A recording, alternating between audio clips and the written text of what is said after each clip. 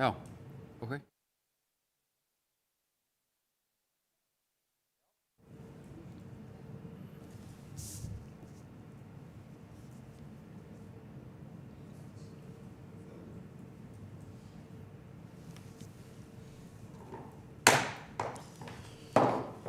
Fundur settur í sveitarstjórn Norðurþings. Þetta fundur númer 159 og við erum stödd hér í orkustöðinni á Víðumóum, Húsavík.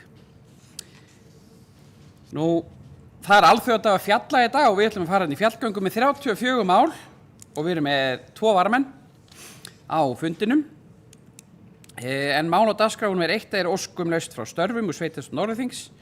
Í framhaldi af því mál nummer 2 kosningi nefndi til 1 árs 4 ára og svo framvegis. Númer 3 viljayfirlýsing samstarfi í tengslum við uppbyggingu á Bakka. Númer 4 álagning gjalda og númer 5 eru gjaldskrár og númer 6 eru áætlanir 26-29 og númer 7 framkvæmda og fjárfestingaáætlun 26 og svo til 3 ára. Númer 8 fjárhags- og framkvæmdaáætlun Hafnarsjóðs Norðurþings 26 til og 29. Númer 9 þjónustustefna Norðurþings. Númer 10 fjárhagsáætlun Orkuveitu Húsavíkur 26. Númer 11 gjaldskrá rotþróargjalds fyrir 26. Svo númer 12 erindi frá Hitaveitu Öxarfjarðarhéraðs vegna gjaldskrárbreytinga. Númer 13 eru starfsstöðvar fyrir óstaðbundin störf á Kópaskeri og Raufarhöfn. Númer 14 upptökumál úr byggðaráði, beiðni styrk. Númer 15 óskum viðræður nýjan þjónustusamning við Völsung. Númer 16 breyting aðalskipulags Stórhóll Hjarðarholt, hérna Húsavík. Og númer 17 breyting deiliskipulags Stórhóll Hjarðarholt. Og númer 18 aðalskipulag Norðurþings 2545. Og númer 19 samþykkt hunda- og kattahald sem komið hérna inn núna í 3. skipti. Númer 20 óskum framlengingu lóðar til Valor EHF.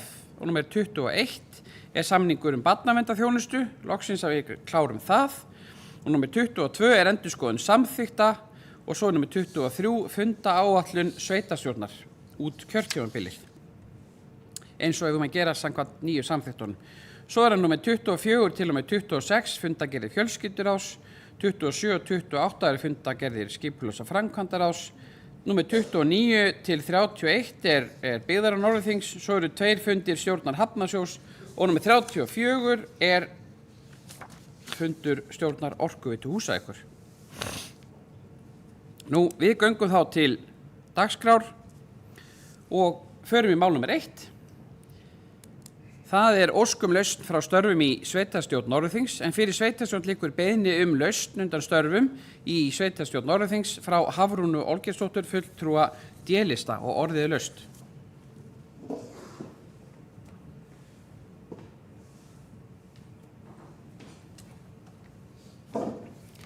Enginn sem vil ræða það, þá vil ég biðja þeim sem geta samþykkt þessa lausn að gefa merki með því að rétta upp hönd. Það samþykkt samhljóða og ég vil þá fyrir hönd okkar í sveitarstjórn þakka Hafrúnu Olgeirsdóttur fyrir samstarfi í sveitarstjórn og óskinni velfarnaðar í nýjum verkefnum. Og við förum þá í mál númer 2 sem Norðurþing kosningi nefndi til 1 árs 4 ára og tilnefningar á aðalfundi 2022 til 26. En fyrir sveitarstjórn liggur eftirfarandi tillaga vegna lausnar Hafrúnar Olgeirsdóttur að þá lagt til að skipan í stjórnir ráð og nefndir hjá D-lista verði óbreytt frá því sem áður var samþykkt vegna tímabundins leyfis Hafrúnar sem var samþykkt á 149. fundi sveitarstjórnar þann 5. desember 2024 og orðið laust.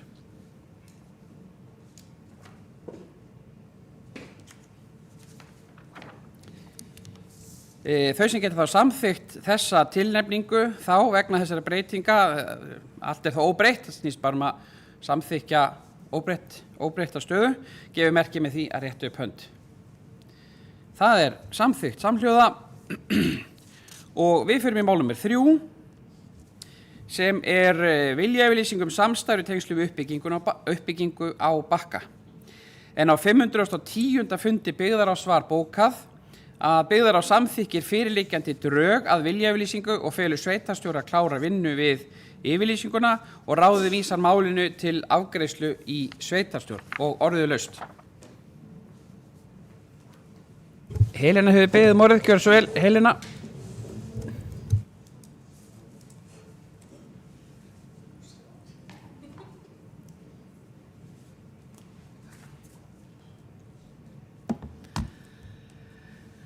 Forseti, Heidelberg hefur sýnt í áhuga að vinna móberg í landi Norðþings til íblöndunar við sement. Gangi þau áform eftir þá geta orðið til 80 störf hjá félaginu og það má gera ráð fyrir alltaf 80 störfum afleiddum störfum vegna starfseminnar. Félagið hefur á síðustu mánuðum unnið að sýnatökum og rannsóknum og niðurstöður úr þeirri vinnu munu liggja fyrir á næstu vikum en ljóst að frekari rannsóknir verða unnar í sumar á grundvelli þeirra. Og gera má ráð fyrir að rannsóknatíminn verði alltaf 2 árum héðan í frá. Þá gert ráð fyrir að matsáætlun vegna umhverfismats verði kynnt á fyrrihluta næsta árs. Viljayfirlýsingin á milli Heidelberg og sveitafélagsins sem að hér til samþykktar lýsir þeirri vinnu sem framundan við að kanna grundvöll fyrir starfsemi fyrirtækisins í Norðþingi og hefur ekki í för með sér aðrar skuldbindingar fyrir sveitafélagin þær að sveitarstjórn hefur verið jákvæð gagnvart verkefninu og mun vonandi hér eftir sem hinga til tryggja erindum fyrirtækisins eðlilegan stjórnsýslulegan farveg. Helena hefur lokið máli sínu, orðið laust. Með leyfi varaforseta. Já, forseti ágæta sveitarstjórn. Það er ástæða til að fagna þessari viljayfirlýsingu við Heidelberg. Alþjóðlegt fyrirtæki með þennan þýska uppruna. Í grunni snýst að sækja og vinna efnið móberg sem er íblöndunarefni í sement og þá blöndun í steinsteypu sem inniheldur sement sem er nauðsynlegt í öll stærri mannvirki. Hugsunin er náttúrulega útflutningur á möluðu móbergi og þá íblöndun í sement sem að dregur úr kolefnisfótspori sements framleiðslu. Mest ástæðasamt til þess að nefna svona hvað er móberg, þessi bergtegund, þetta eldfjalla efni sem verður til við gosundi jökli. Efnið er mjög algengt á Íslandi í þessu gosbelti sem liggur í gegnum landið okkar og með fyrirhugaðri framleiðslu er áætlað að draga úr losun koltvísýrings ríflega 1 milljón tonna á ári sem er meira en allur íslenski bílaflotinn losar árlega. Þannig að það má segja að þetta sé loftslagsverkefni líka. En er að ræða hafnsagnarstarfsemi sem er mjög jákvætt, sem fellur vel að iðnaðaruppbyggingunni og atvinnuuppbyggingu allri á Bakka. Og bara fagna því að Heidelberg hugsi sér að byggja upp hér og tek þessu mjög jákvætt. En orðið laust.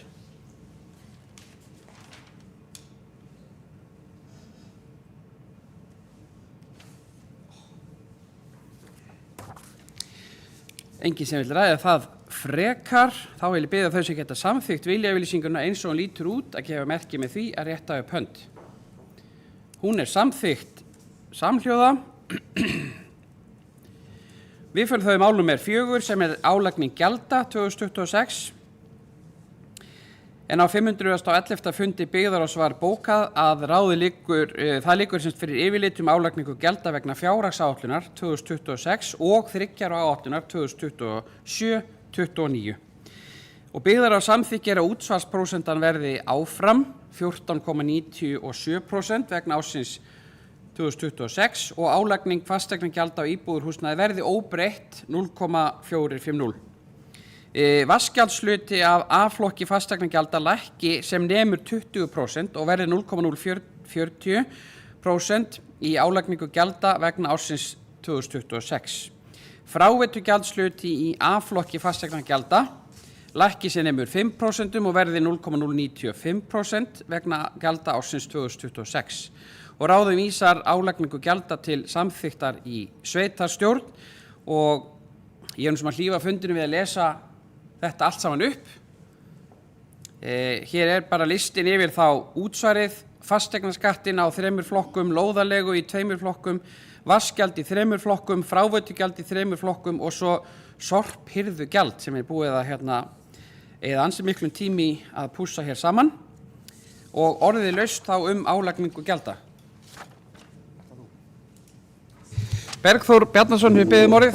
Gjörðu svo vel, Bergþór.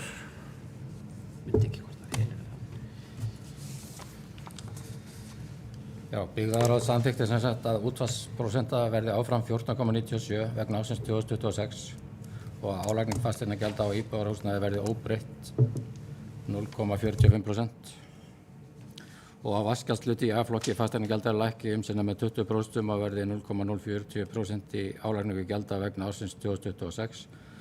Fráveitugjaldshluti í A-hluta fasteignagjalda lækki sinna með 5% og verði 0,095% í álagningu gjalda vegna ársins 2026 og ráðið vísaði álagningu gjalda til samþykktar í sveitarstjórn. Og það sem liggur til samþykktar útsvar verði 14,97%, fasteignaskattur í A-flokki verði 0,45% og í B-flokki 1,32% og í C-flokki 1,55%. Lóðalega 1 verði 1,5% og lóðalega 2 verði 2,5%.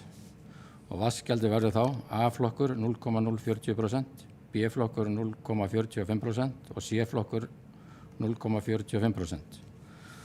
Og fráveitugjald í A-flokki verður þá 0,095% og í B-flokki 0,275% og í C-flokki 0,275%. Og sorphirðugjaldið, gjaldskrár fyrir meðhöndlun og förgun úrgangs í Norðþingi, hækkar í samræmi við gildandi lög og hækkunin eða lækkunin misjöfn eftir húsnæðistegundum. Þar sem gjöldin þurfa að standa sem næst raunkostnaði samanber 2. málsgrein 23. greinar laga nr. 55/2003. Kostnaðurinn hefur aukist mjög á síðustu 2 árum við þennan málaflokk. Og síðasta ári þá vorum við bara með 1 sorpgjald og við höfum verið þar þannig undanfarin ár og það var 81.000 krónur bara á allt íbúðarhúsnæði. Núna gjaldið lægst 55.000 krónur og hæst 99.000 og það fer einfallega bara eftir húsnæðisgerðum, hvernig það leggst á og það verður birt sérstaklega með. Takk fyrir. Bergþór hefur lokið máli sínu, orðið laust. Þetta ekki rétt kvöldbenni? Nei, með leyfi varaforseta. Já, forseti ágætt. Sveitarstjórn aðeins langaði með að gera grein fyrir þó þessi annars það líka hérna á fundinum, þá samt forsenda fjárhagsáætlun hér varðandi breytingur sem verið að leggja á hjá stjórn Orkuveitu Húsavíkur. En svona í samanburði við gjaldskrár hjá öðrum orkuveitum hringinn í kringum landið þá stöndum við vel og eiginlega bara betur heldur en svona út frá gjaldskrám og svona heldur margar aðrar veitur á landinu. En við í stjórn Orkuveituna ákváðum að nýta svigrúm núna í góðri fjárhagslegri stöðu að gera lækkun á 2 þáttum, annars vatnsgjaldinu eða þá kaldavatnið og svo í fráveitunni. Fyrst að taka það fram og hvetja til mikilvægi þess að veitan standi vel. Það skiptir mjög miklu máli að Orkuveitan standi vel, enda fjármuni fljótir að fara þegar kemur til framkvæmda á grunninnviðum eins og köldu vatni eða neysluvatnin okkar. Sem við teljum bara sjálfsagt. Við teljum sjálfsagt að skrúfa frá og fá bara gott kalt vatn, en það bara við sjáum í auknum mæli hringinn í kringum landið hjá veitum, það bara ekkert alltaf sjálfgefið og annars staðar birtast fréttir sem fólk einfaldlega að biðja að sjóða neysluvatnið sitt. En ræða sem sagt þennan vaskgjaldshluta í A-flokki eða fasteignagjalda á íbúðarhúsnæði, útihús og svo framvegis, lækki 20% álagningu gjalda með 26, en þetta þó vegna hækkandi fasteignamats. Þá það hærri fasteignagjöld og þá hefur kaldavatnið hækkað sem því nemur, bara hlutfallslega með því og við erum þá að gera breytingu á þessu og lækka þennan kostnað. Og það sama gildi þá fráveitugjald í þessum sama flokki, lækkjum 5%. En auðvitað fjárhagsáætlun Orkuveitunar bara til kynningar hérna annars staðar á fundinum, við höfum ástæðu til að gera það hér undir þessum lið þá undir sem forsenda fjárhagsáætlunar. En orðið laust. Aldi, við beðum orðið, gjörðu svo vel, Aldi.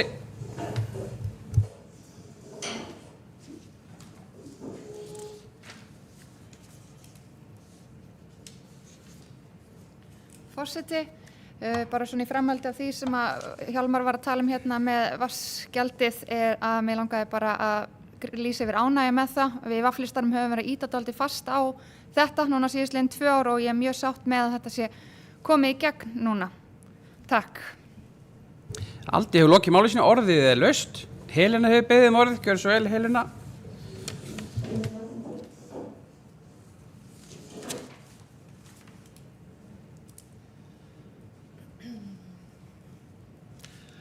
Forseti, Já, mér langar rétt að koma hérna og ræða álagningarprósentina en við höfum í rauninni verið á þeirri vegferð frá því fyrir árið 2019 að reyna að lækka álagningarprósentina og ég hef mjög gjarnan vilja, við höfum verið í aðstöðu til þess að geta haldið áfram að lækka hana eins og verið hefur á undanförnum árum, þar sem hún hefur lækkað frá 2018 úr 0,575 og niður í það hafa verið 0,45 núna.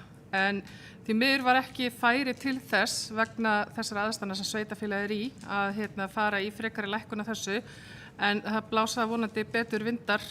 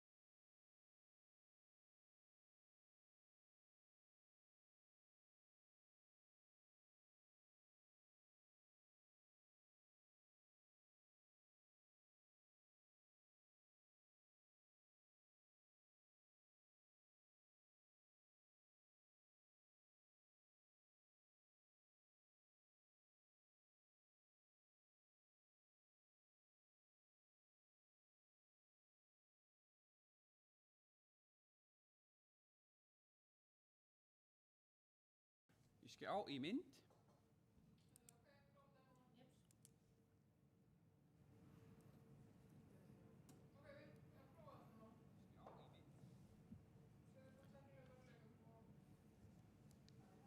Búin að kveikja? Já, vegna tæknilegra örðuleika þá datt hljóðið út. Hér þurfti að endurræsa tölvu og við höldum áfram. Við erum í mál númer 5 sem voru gjaldskrár Norðurþings sem liggja hérna fyrir en orðið er laust þær.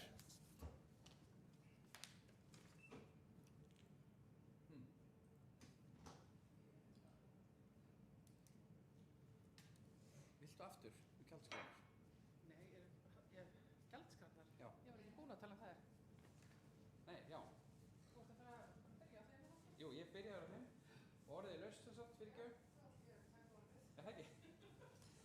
Helena Eydís hefur beðið orðið, gjörðu svo vel. Helena.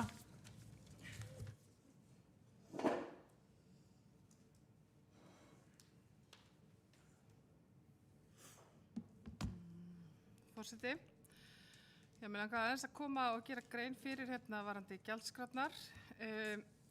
Þarna er í rauninni að þessu sinni ekki að ræða sérstakar breytingar á gjaldskrá með þjónustu ef frátalin gjaldskrá með höndlun úrgang sem að við afgreiddum hérna í næsta lið á undan.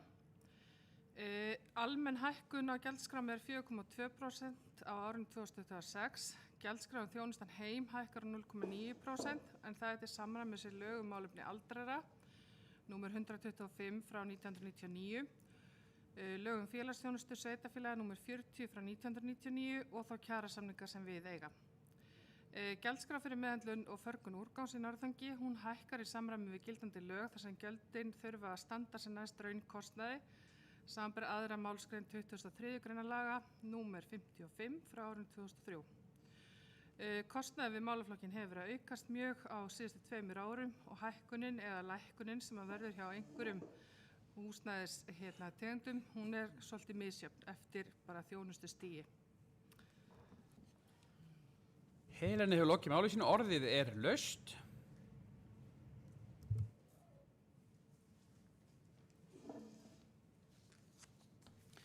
Enginn sem óskar eftir að ræða gjaldskrárnar frekar, þá göngum við til atkvæða og við byrjum á að greiða atkvæði gjaldskrár velferðarsviðs. Þau sem geta samþykkt þær, gefum merki með þeir réttu upp hönd. Það er samþykkt samhljóða. Og við förum í gjaldskrár skipulags- og umhverfissviðs. Þau sem geta samþykkt þær eins og lítur út, gefum merki með þeir réttu upp hönd. Það er samþykkt samhljóða. Nú, við fyrir þau í mál númer 6 sem eru áætlanir ársins 2026 og svo 3 ára áætlun til 29. En fyrir sveitarstjórn liggur til síðari umræðu fjárhagsáætlun Norðurþings fyrir árið 26 ásamt 3 ára áætlun. Og það er staðgengil sveitarstjóra, Bergþór Bjarnason, sem hefur máls að þessu.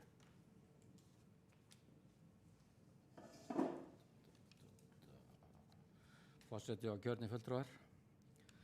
Fjárhagsáætlun Norðurþings fyrir árin 2026 til 2029 er nú lögð fram til síðari umræðu sveitarstjórn. Þann 11. desember 2025 í samræmi við samþykkt ferli við afgreiðslu fjárhagsáætlunarinnar. Áætlunin var lögð fram í byggðarráði þann 23. október síðastliðinn og vísað til fyrri umræðu sveitarstjórn. Samkvæmt 3. málsgrein 62. greinar sveitarstjórnarlaga nr. 138/2011. Fyrri umræða sveitarstjórn fór fram þann 13. nóvember síðastliðinn. Byggðarráð vísaði á 511. fundi sínum þann 4. desember síðastliðinn fjárhagsáætlun sveitarstjórnar til síðari umræðu. Samhliða áætlun næsta árs er jafnframt lögð fram 3 ára fjárhagsáætlun fyrir árin 27, 28 og 29. Forsendur fjárhagsáætlunar Norðurþings voru lagðar fram í byggðarráði 13. október síðastliðinn. Við gerð fjárhagsáætlunar þessu sinni ríkir töluverð óvissa framvindu efnahagsmála og þá sérstaklega atvinnumála hér í sveitarfélaginu. Fjárhagsstaða Norðurþings er stöðug og hefur verið viðunandi undanfarin ár.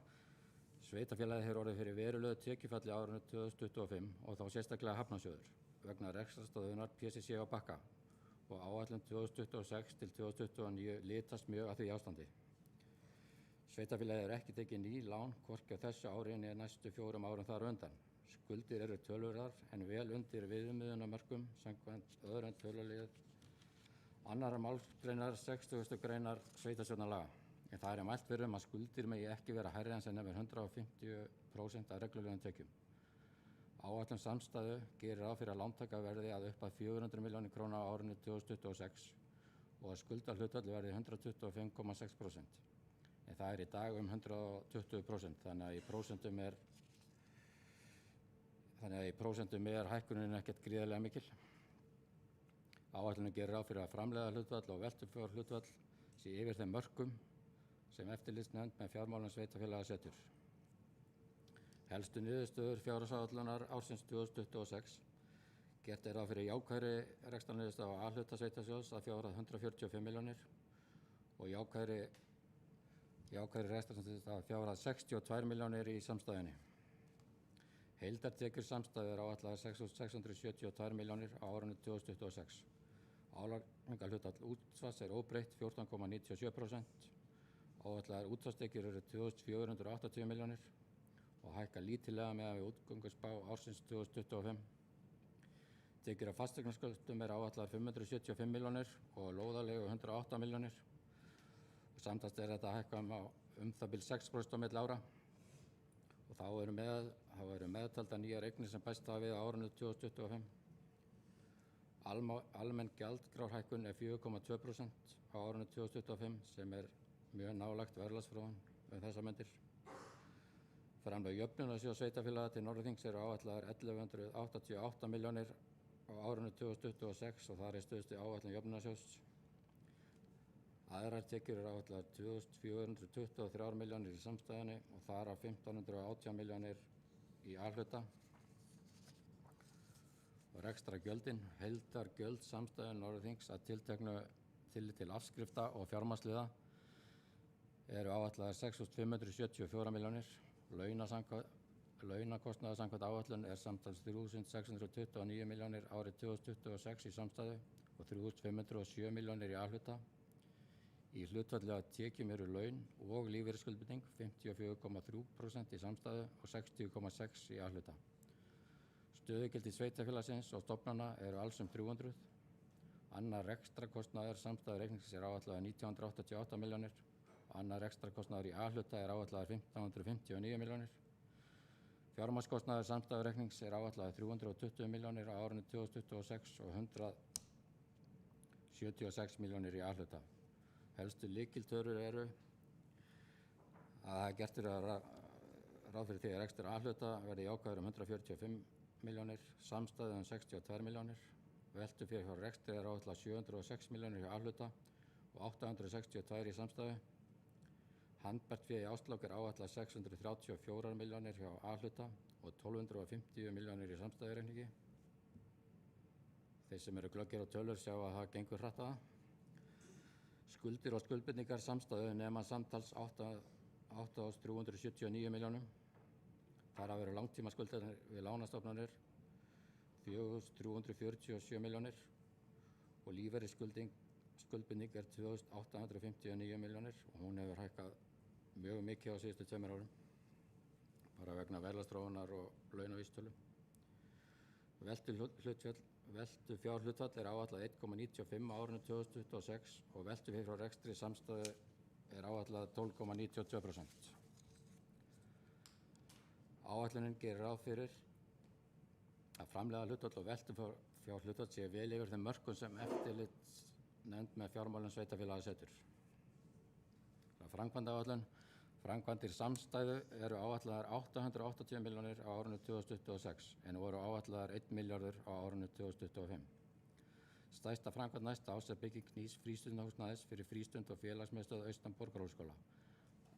Áformað er að húsið verði fullklárað ásamt lóð í ágúst næstkomandi. Ný sundlaug við Lund í Öxarfirði er á áætlun næsta árs og framkvæmdir verða á árinu 2026 og 2027. Einnig verður byrjað að vinna að endurnýjun á gólfi og stúku í íþróttahöll á Húsavík á næstu 2 árum. Áætlað er að hefja framkvæmdir á árinu 2026 við stjórnsýsluhúsið að Ketilsbraut 79 á Húsavík.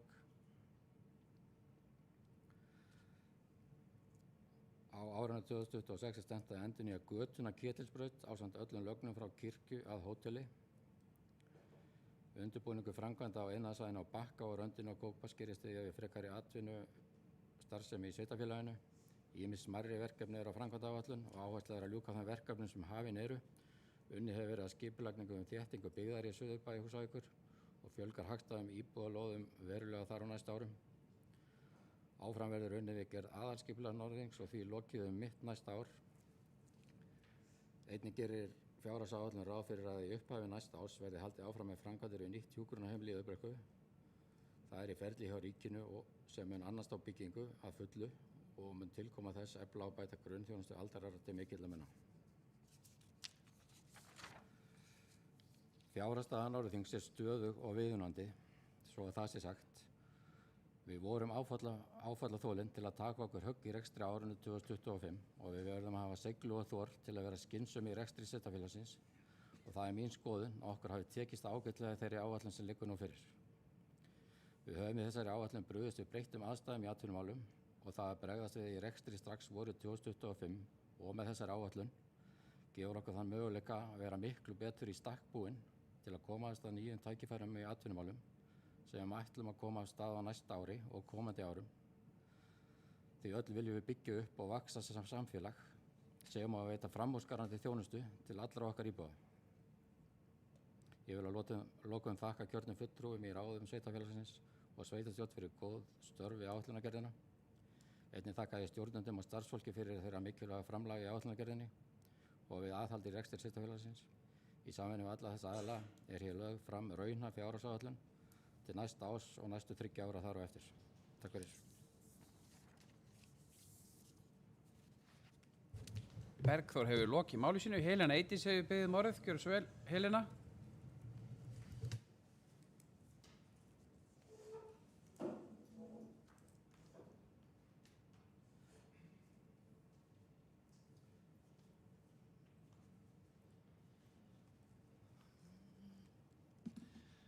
Forseti, ég vil kannski bara byrja á að taka undir það sem að Bergþór sagði hér rétt á undan varandi áætlunina okkar að ég tel að hún sé góð og raunhæf í ljósi þeirra stöðu sem að við erum og jafnframt líka það að við þurfum ákveðna seiglu núna á komandi mánuðum en líka kjark og þor í ákvarðanatöku varandi fjármál sveitarfélagsins og uppbyggingu í sveitarfélaginu. En mér langar fyrir hönd fulltrúa meirihluta í sveitarstjórn að leggja fram eftirfarandi bókun sem þegar hefur verið send til ritara og með leyfi forseta þá ætlum ég að fá að lesa þessa bókunu upp. Fjárhagsstaða Norðurþings er stöðug og hefur farið batnandi á undanförnum árum. Til að mynda hafa ekki verið tekin ný lán á þessu ári en í næstu 4 þar á undan. Fjárhagsáætlun ársins 2026 og 3 ára áætlun árana 2027 til 2029 eru hér lagðar fram í aðstæðum þar sem einu sinni sem oftar ríkir óvissa þróun annars vegar atvinnumála í sveitarfélaginu og hins vegar þróun efnahagsmála almennt, meðal annars með þrálátari verðbólgu en væntingar stóðu til. Sveitarfélagið hefur orðið fyrir miklu tekjufalli og yfirstandandi ári vegna rekstrarstöðunar PCC á Bakka og var brugðist við því með hagræðingu og með því að hægja tímabundi á fjárfestingum. Í áætluninni er áfram brugðist við þessari stöðu og er gert ráð fyrir 250 milljón króna hagræðingu á árinu 2026 sem bætist við 70 milljón króna hagræðingu á árinu 2025. Jafnframt er lögð áhersla á að forgangsraða í þágu barnafjölskyldna með því að hækka frístundastyrk, halda áfram með óbreytta þjónustu í sumarfrístund, tryggja áframhald samþættingaverkefnisins, byggingu frístundahúsnæðis á Húsavík, sundlaugar í Lundi og að hefja endurnýjun á gólfi og stúku í íþróttahöllinni á Húsavík. Áætlunin stenst lagaleg viðmið afkomu og fjárhagsstöðu samkvæmt sveitarstjórnarlögum. Skuldahlutfallið samkvæmt ársreikningi 2024 var 112% og samkvæmt framlegri áætlun fyrir árið 2026 er gert ráð fyrir að skuldahlutfallið verði 125,6%. Hækkun skuldahlutfalls skýrist af áætlari lántöku vegna fjárfestinga, meðal annars vegna byggingar frístundahúsnæðis. Samkvæmt framlegri fjárhagsáætlun Norðurþings er gert ráð fyrir að rekstur A-hluta verði jákvæður 145 milljónir króna og að rekstrarniðurstaða samstæðu verði jákvæð 62 milljónir króna á árinu 2026. Gert er ráð fyrir að veltufé frá rekstri verði 706 milljónir króna í samstæðinu sem gerir 12,92% samanborið við 14,53% í áætlun fyrir árið 2025. Þá er gert ráð fyrir að laun og launatengt gjöld í hlutfalli af tekjum nemi 54,4% í samstæðu og 60,6% í A-hluta og er það í samræmi við áætlun ársins 2025. Þó verið sé að hagræða að draga saman í rekstri vegna tekjufalls, þá er jafnframt ljóst að áhugi á atvinnuuppbyggingu á Bakka og víðar í sveitarfélaginu hefur aldrei verið meiri. Jafnframt hefur við aldrei verið nær því einmitt nú að annað fyrirtæki en PCC Bakki Silicon EHF takja ákvörðun að staðsetja starfsemi sína á Bakka. Það þarf því afar lítið til svo að viðsnúningu verði í rekstri sveitarfélagsins í ákvaða átt. Undirrituð þakka starfsfólki Norðþings fyrir góða vinnu við gerð fjárhagsáætlunar og fulltrúum allra stjórnmálaflokka fyrir samstarfið við vinnslu fjárhagsáætlunar. Og undir þetta rita undirrituð Kristján Friðrik Sigurðsson fulltrúi D-lista, Eiður Pétursson, Hjálmar Bogi Hafliðason og Sofía Gísladóttir fulltrúar B-lista. Helena hefur lokið máli sínu, Benóný Valur hefur beðið orðið, gjörðu svo vel, Benóný.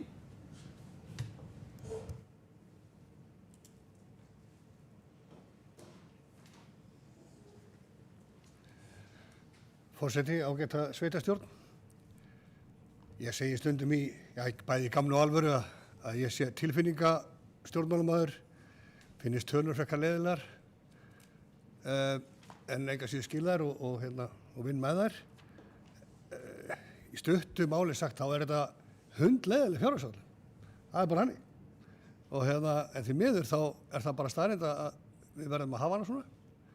Og þó að ég sé, eins og kemur fram hjá meirihlutanum í þessari bókun líka, fullur bjartsýni á að þetta ástand vari ekki mjög lengi og hef hvatt til þess á öllum vígstöðum að menn haldi haus og taki þennan skafl á sig bara og svo verði haldið áfram.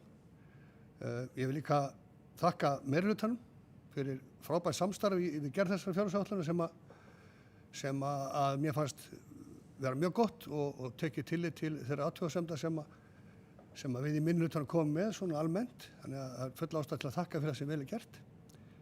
En ég held ég ætla að ítrekka það bara. Við verðum ekkert lengi í þessu ástandi, bara fulla ferð áfram, aldrei hika. Benóný Valur hefur lokið máli sínu, Aldey hefur beðið orðið, gjörðu svo vel, Aldey.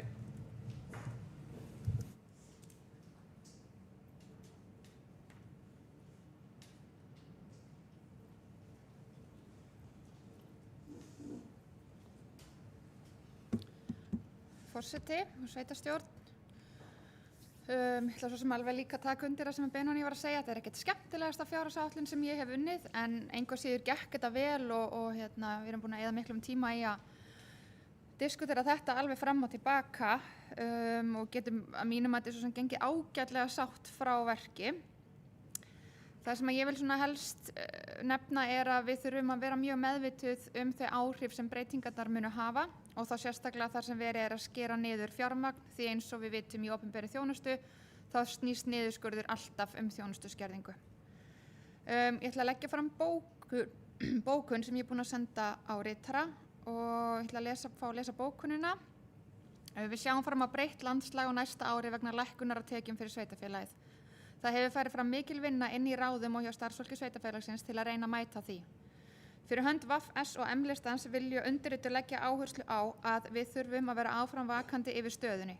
Ef í ljós kemur að áætlunin gengur ekki upp eða þjónustustig skerðist umfram það sem við teljum ásættanlegt, þá verðum við að vera tilbúin til að endurskoða aðgerðir og gera nauðsynlegar breytingar. Undirrituð hafa fulla trú á því að tekjurnar munu snúast okkur í vil fyrr en síðar. Og undir þetta rita Aldey, Ingibjörg, Benóný og Birkir. Aldey hefur lokið máli sínu með leyfi varaforseta.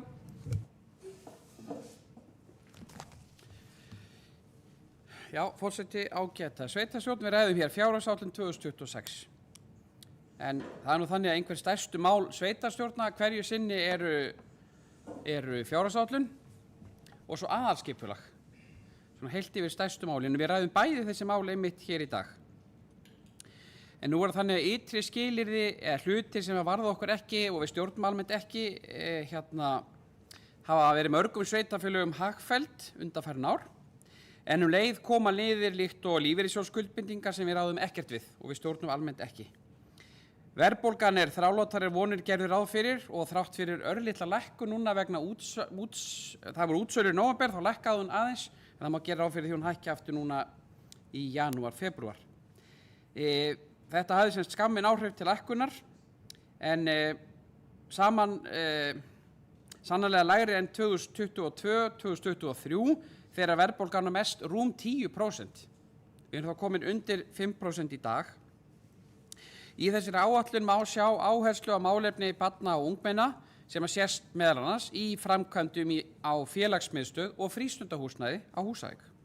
Frístundastyrkur hækkar verulega, sundlaugalundi, gólf og stúka íþróttahúsin á Húsavík, svo það þétting byggðar á Húsavík sem gefur einmitt mikil tækifæri og svo þessi eina gatnagerð á ári, því það skynsamlegt að halda inni, sé þess kostur einmitt að hafa eina götu á ári, þannig við lendum ekki í vandræðum eftir einhver ára ef við föllum frá því að halda þessu við.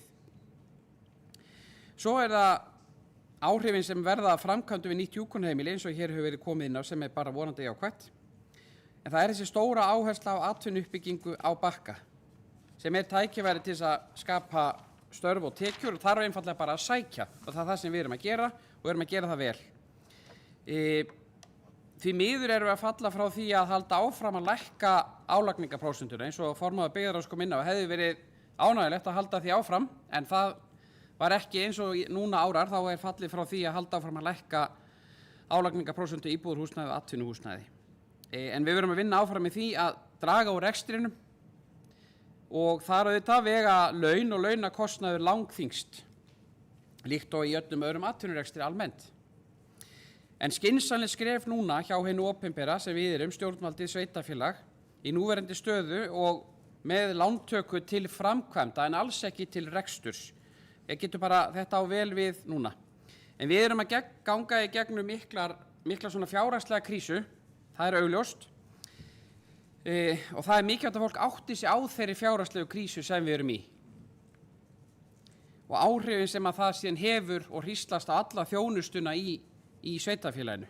En við búum vel, við höfum ekki tekið lánakjörtímabilinu og reksturinn í jafnvægi og tækifæri til að nýta þetta til að byggja upp. Helsti tekjupóstur allra sveitarfélaga auðvitað útsvar og þess vegna þarf að leggja allt kapp á það að fjölga þeim sem greiða útsvar. Það bara að fjölga fólki, langstærsti pósturinn. En félagsþjónusta annars vegar og fræðslu og uppeldismál stærstu málaflokkarnir á útgjaldahliðinni og samtals rúmlega 60%. En við erum ekki í blindgötu, heldur við tókum bara beygju og núna erum við í leit að jafnvægi og þurfum að komast í gegnum þennan skafl eða tímabil áður en atvinnuuppbygging hefst aftur í sveitarfélaginu og á Bakka með áherslu á nýtingu auðlinda, orkunýtingu og hafnsækna starfsemi. En þetta svona klassískt millibils ástand þar sem að tekjur lækka hraðar en að hægt að laga kerfið án þess að valda svona samfélagslegu tjóni og við erum að finna þetta jafnvægi í þessu. Og útgjaldahliðin hún bregst ekki jafn hratt við og tekjur draga saman og þá myndast þetta ójafnvægi sem við þurfum einhvern veginn að leysa núna. Þjónusta, innviðir, launakostnaður mestuleyti svona fasti til skamstíma. En algeng nálgun eða tímabundin svona aðhaldspakki, frista eða tefja stærri fjárfestingar sem ekki brýnar að fara í strax til þess einmitt að vernda grunnþjónustuna. Að slá þeim framkvæmdum frest sem hægt að slá frest til þess að verja grunnþjónustuna til þess að halda í þennan svona samfélagslega auð sem við höfum. Og svo það aðhaldið kaupir tíma en aðhaldið sjálfsögur náttúrulega það fer að draga úr þrótti samfélagsins ef það verður of mikið. En við komumst í gegnum þennan samdrátt án þess að missa sjónar á einmitt á tækifærum sem búið að tala hér. Norðurþing stendur sterkt, sveitarfélagi gerir það og við höfum staðið okkur vel hér í þessari sveitarstjórn og ég held að fólk þoli alveg smá samdrátt en það þolir einmitt ekki vonleysi og það þess vegna sem við þurfum einmitt að vera svolítið svona björt og horfa bjartsýn fram í tímann. Við ætlum okkur að byggja upp, skapa atvinnutækifæri, undirbúa næsta vaxtarskeið og með trú á samfélaginu. Tölum þessna skýrt, líka þegar það erfitt, þá þarf bara að segja hlutin eins og þeir eru. Þetta bara ákveðin kafli, þetta ekki endapunktur og áfram Norðurþing. Orðið laust.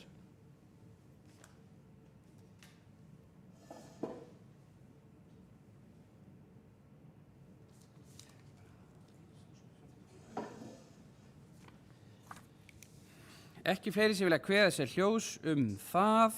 Þá förum við bara í atkvæðagreiðslu. Þau sem geta samþykkt fjárhagsáætlun fyrir árið 2026 gefur merki með því að rétta upp hönd.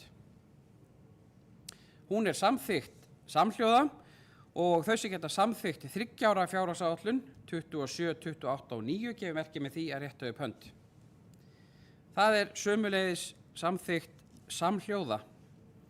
Við förum í framkvæmda- og fjárfestingaáætlun 2026 og svo 27, 8 og 9 í 3 ára áætlun. En á 511. fundi byggðaráðs var bókað að ráðið vísa framkvæmdaáætlun framkvæmdasviðs vegna ársins 2026 og næstu 3 ára eftir til afgreiðslu í sveitarstjórn. Og það, er Sofía Gísla sem ætlar að fylgja þess eftir. Gjör svo vel, Sofía.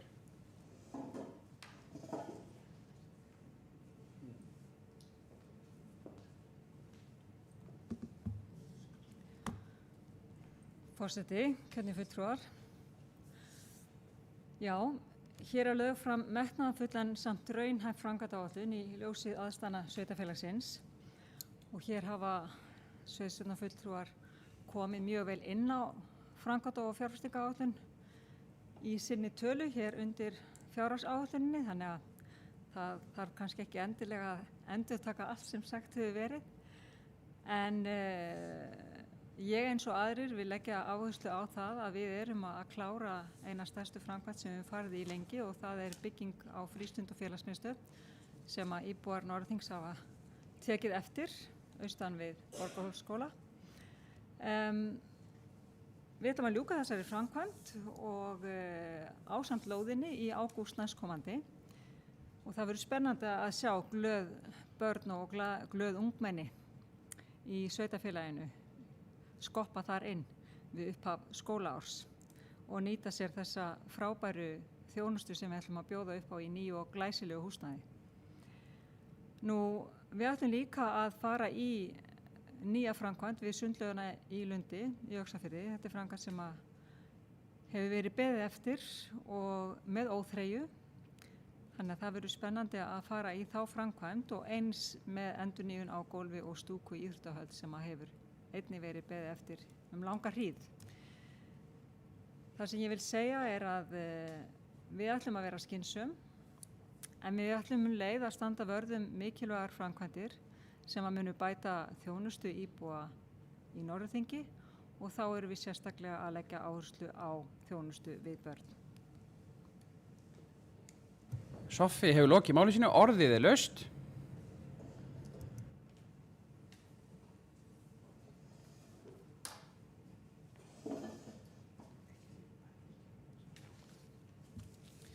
Ekki fleiri sem vilja ræða framkvæmda- og fjárfestingaáætlun sveitarfélagsins. Þá göngum við til atkvæða þau sem geta samþykkt hana fyrir árið 2026, gefur merki með því rétt upp hönd. Hún er samþykkt samhljóða og þá 3 ára áætlun sömuleiðis þau sem geta samþykkt hana, gefur merki með því rétt upp hönd. Hún er samþykkt samhljóða. Við förum í mál númer 8 sem er fjárhags- og framkvæmdaáætlun Hafnarsjóðs Norðurþings 2026-29 og 39. fundi stjórnar Hafnarsjóðs var eftirfarandi bókað að stjórnin samþykkir fjárhagsáætlun Hafnarsjóðs fyrir 26 og vísar henni til síðari umræðu í sveitarstjórn og þá sömuleiðis 3 ára áætlun framkvæmdaáætlun Hafnarsjóðs og vísar henni til síðari umræðu í sveitarstjórn. Og það er Eiður Pétursson sem ætlar að fylgja þessu eftir. Gjörðu svo vel, Eiður.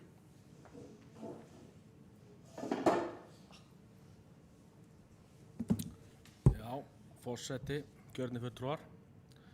Hér erum við konum með áætlun Hafnarsjóðs í seinni umræðu og hún har ekki breyst mikið milli umræða en ég ætla aðeins að tæpa, fara rétt aðeins að renna yfir þetta og hvernig málið liggur. En áætlun Hafnarsjóðs fyrir árið 2026, hún gerir ráð fyrir að tekjur Hafnar Norðurþings verði 194,5 milljón og gjöldin verði 274 milljónir og fjármagnsgjöld verði 80 milljón króna á árinu. Samkvæmt útgönguspá verða tekjur á árinu 2025 214 milljónir króna og gjöldin 203. Það var gerðu viðauki á árinu vegna tekjufalls að upphæð krónur 122 milljónir. Við gerum ráð fyrir 35 skemmtiferðaskipum á næsta ári sem er 45% samdráttur frá því árinu í ár sem þá komu 64 skip og eins og allir vita eru ástæður þessar miklu fækkunar eru afnám tollfrelsis á skemmtiferðaskip og innviðagjald sem átti að leggjast á farþega.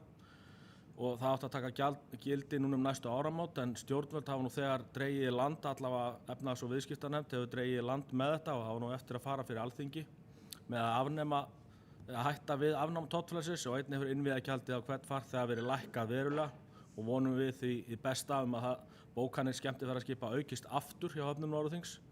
En samt er það nú þannig að það hefur orðið mikið tjón allt land hjá höfnum og hafnarsjóðum og tengdum aðilum vegna þessa máls, þar sem að gríðarlegur samdráttur hefur orðið í bókunum. En eins og allir vita þá er rekstur hafnarsjóðs og búið að koma fram nú hér fyrir í dag. Hann hefur verulega þungur þessa mundir vegna lokunar BCC bakka og áætlunin því verulega mörku á því ástandi. En samt er það nú ekki svo að það sé bara niðursveiflu að ræða, því við erum núna að ljúka stærsta ári í ferðaþjónustu hér á okkar svæði, þar sem 140.000 manns sóttu bæinn okkar heim og fóru í hvalaskoðun hérna. Þannig að það er mjög jákvætt og gott og þetta gekk mjög vel, öll umsýsla í kringum þetta.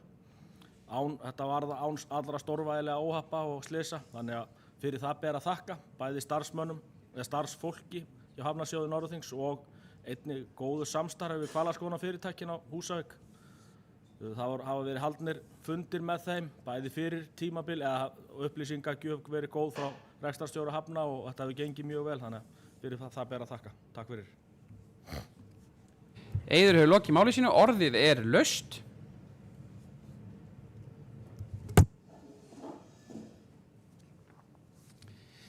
Enginn sem vill ræða það, þá förum við í atkvæðagreiðslu fjárhags og annars vegar framkvæmdaáætlun Hafnarsjóðs Norðurþings til þess að geta samþykkt fjárhagsáætlun eins og lítur út, gefur merki með þeir rétt upp hönd. Það er samþykkt samhljóða og þá framkvæmdaáætlun Hafnarsjóðs, gefur merki með þeir rétt upp hönd. Það er samþykkt samhljóða. Við förum í mál númer 9 en þá liggur hér fyrir til síðari sinni þjónustustefna Norðurþings til síðari umræðu og þá til samþykktar hefur aðeins tekið útlitsbreytingum og þá breytingar í samræmi við fjárhagsáætlun og orðið er laust.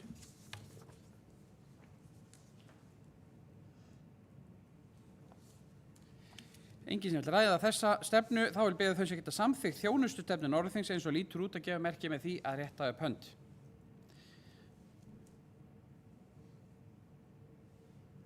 Samþykkt samhljóða.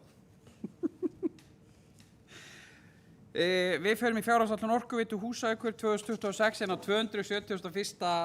fundi Orkuveitu Húsavíkur var bókað þar sem við erum reyndar búin að fara hérna yfir varðandi breytingu að A-flokki vatnsgjaldshluta í A-flokki fasteignagjalda lækki 20% og verði 0,040% og þá við holræsagjaldshluti í A-flokki fasteignagjalda lækki 5% og verði 0,95%. Og stjórn Orkuveitu Húsavíkur samþykkir fyrirliggjandi fjárhagsáætlun 2026 og þetta er þá hér bara til kynningar fyrir kjörna fulltrúa og orðið er laust ef við vilja ræða þennan lið.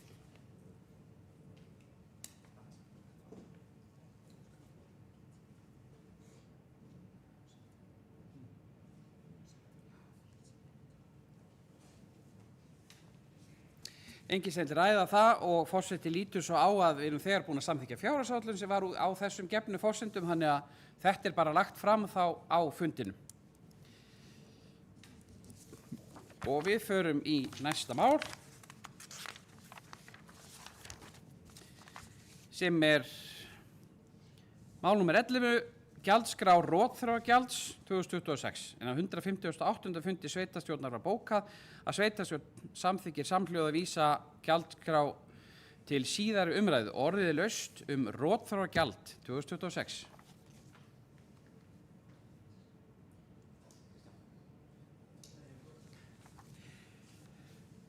Enginn sem vill ræða það, þá vil biðja þau sem geta samþykkt fyrirliggjandi gjaldskrá að gefa merki með því að rétta upp hönd.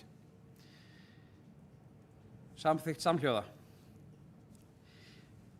Þá er það mál númer 12, erindi frá Hitaveitu Öxarfjarðarhéraðs vegna gjaldskrár breytinga en fyrir sveitarstjórn liggur til staðfestingar gjaldskrár Hitaveitu Öxarfjarðar vegna ársins 2026 og eins og fyrir ári síðan þá vill forseti minna það að þetta er gömul arfleið frá Hitaveitu Öxarfjarðar að gjaldskrár þyrfti að taka upp í hreppsnefnd sem er það núna sveitarstjórn Norðurþings og þess vegna er þetta til umræðu hér en orðið er laust.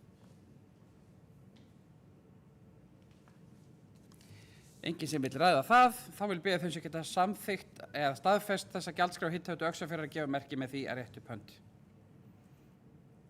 Samþykkt samhljóða.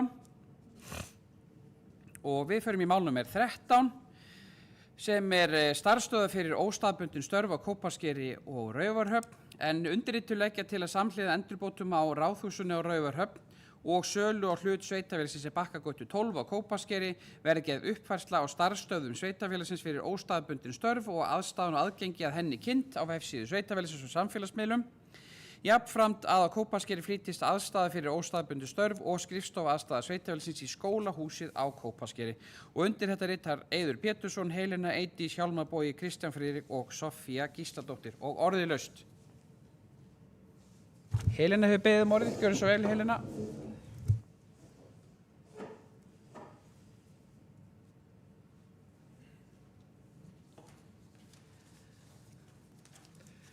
Forseti. Já, rétt eftir að við sendum þessa tillögin þá komu fréttir af því að endurbótum á Ráðhúsinu og Raufarhöfn lokið. Þannig að þá sá hluti í rauninni sem snýr að uppfærslu aðstöðu á ekki við þar og hugsunin var svo sem líka að þetta ætti fyrst og fremst við uppfærslu aðstöðun á Kópaskeri. Þeir eru verið að fara á milli húsnæða þar með starfsaðstöðu sveitafélagsins. En megin tilgangurinn samt, og mér finnst rétt að þetta komi fram hér í skýringum með tillögunni þar sem að þar talað að vinna við endurbætur á Ráðhúsinu og Raufarhöfn sé hafin. En tilgangurinn með tillögunni og því sem í henni fólgið, það að sem réttastar upplýsingar liggi fyrir hjá Byggðastofnun og á þjónustukorti stofnunarinnar og upplýsa að þetta sé ekki eingöngu byggingar sem sveitarfélagið á og hægt að fá inn í, heldur að stíga skrefi lengra og bjóða aðstöðu sem uppfyllir þarfir og raunverulega aðlaðandi fyrir fólk sem kýsa búa í minni byggðarlögum en flytja störf með sér eða sækja störf inn á svæði sem til að mynda ráðuneyti eða stofnanir ríkisins eða fyrirtæki á einkamarkaði auglýsa sem óstaðbundin störf. Aðstæðan hefur lítið verið kynnt utan þess að vera tilgreind á þjónustukorti Byggðastofnunar og hér því lagt til að hún verði kynnt bæði almenningi í gegnum vef og samfélagsmiðla sveitarfélagsins en einnig ráðuneytum og ríkisstofnunum þar sem þau geta hlotið styrki úr B7 aðgerð byggðaáætlunar, skilgreina þau tiltekin störf óstaðbundin og þurfa þá að finna starfsstöð nálægt heimili starfsmanns sem ráðin Hér jafnframt lögð áhersla á kaup og búnaði í aðstöðun á Kópaskeri sem nauðsynlegur í skrifstofuhúsnæði fyrir óstaðbundin störf, svo sem skrifborð, stóla, sjónvörp fyrir fjarfundi og skilrúm, svo eitthvað sé nefnt. Ég vil jafnframt nefna það hér að til að mynda Akureyrarbær hefur komið sér upp aðstöðu í Hrísey og Langanesbyggð á Þórshöfn og í báðum tilfellum þá verið að taka gjald fyrir aðstöðuna, hvort sem fólk nýtir hana til skemmri eða lengri tíma. Svo þegar allt tilbúið þá þurfti að huga að gjaldskrá og eða útvistun á umsýslu með aðstöðunni eins og þekkt líka til dæmis í tilfelli Langanesbyggðar. Helena hefur lokið máli sínu, orðið laust.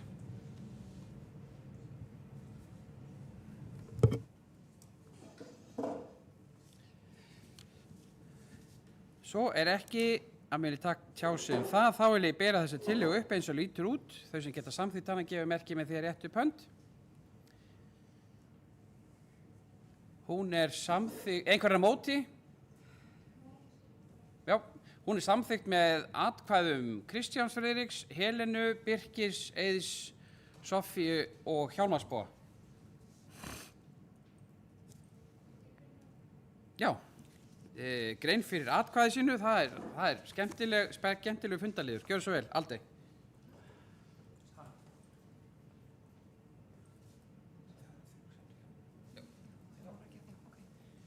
Forseti, takk fyrir þetta. Ég ætlaði bara að segja að mér finnst hugmyndin mjög góð en ástæðan fyrir ég ákvað að sitja hjá vegna þess að ég gerir mér ekki greina fyrir umfanginu kringum þetta og kostnaðinum fyrir sveitarfélagið því það mun sennilega alltaf eitthvað koma til. Þannig að það er ástæðan fyrir ég sit hjá. Mér finnst hugmyndin góð en ég vil ekki samþykkja fyrir en ég fæ meiri upplýsingar.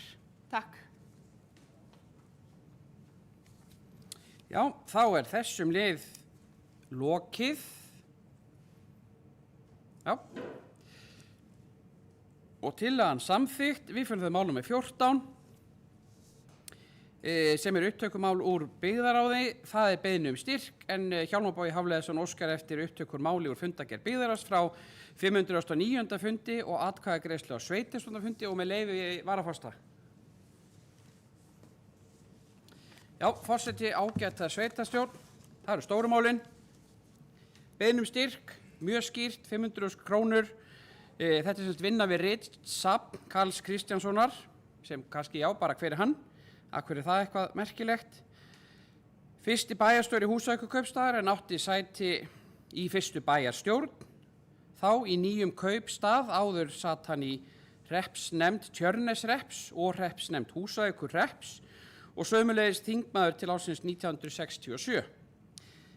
Mikill félagsmálamaður og einn af upphafsmönnum Sambands íslenska sveitarfélaga og eftir hann liggur mikið ritsafn sem búið er að skrá og því er óskað eftir framlagi við þessa vinnu og koma þessu form og til varðveislu og mér langar með leyfi forseta að fá að henda hér í eina vísu, svona í ljósi því að sá hvaða stað við erum, eftir einmitt Karl Kristjánsson. Dauðinn kemur, dýrt er fjör dagsins stutt að njóta, sá sem hefur eina ör, ei má gálaust skjóta. En ég vona að kjörni fulltrúar sveitarfélagsins geti samþykkt þessa litlu beiðni það að halda sögunni til haga, en orðið laust.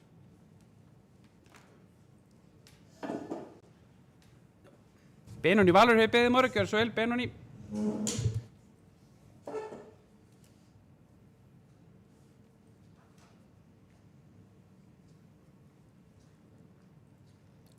Forseti, það veit allir sem þekkir mig, ég er mikill áhuga maður sögu og við haldi henni til haga. Hins vegar í ljósi þess að við vorum hér að samþykkja fjárhagsáætlun með gríðarlegum niðurskurði á allar hendur, þá verð ég að segja nei við þessari beiðni að þessu sinni, því að mér finnst við ekki geta samþykkt svona niðurskurð og samþykkt svo þetta með hinni hendinni. Ég vil bara segja alveg sér. Benóný hefur lokið máli sínu, orðið er laust.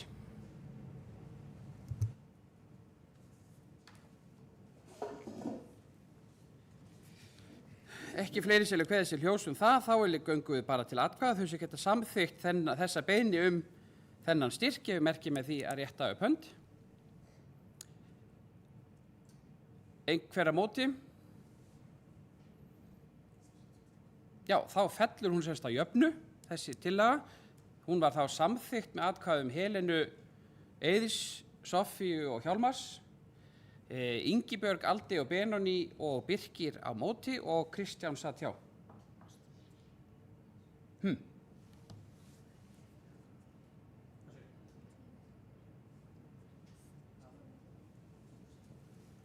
Já. Herðu, þá fellur þetta bara niður. Við förum í mál númer 15 sem er óskum viðræður nýjan þjónustusamning við Völsung en á 230. fundi fjölskylduráðs var eftirfarandi bókað að ráðið samþykkir fyrirliggjandi samningsdrög íþróttafélagi Völsung og vísar þeim til staðfestingar í sveitarstjórn. En svo því sé aldrei til haga þá þurfti semst fjölskylduráð ekki að vísa samningnum beint til sveitarstjórnar en gerir það enga síður og þess vegna tökum við þetta fyrir hér sérstaklega og orðið laust. Kristján Friðrik hefur beðið orðið, gjör svo vel, Kristján.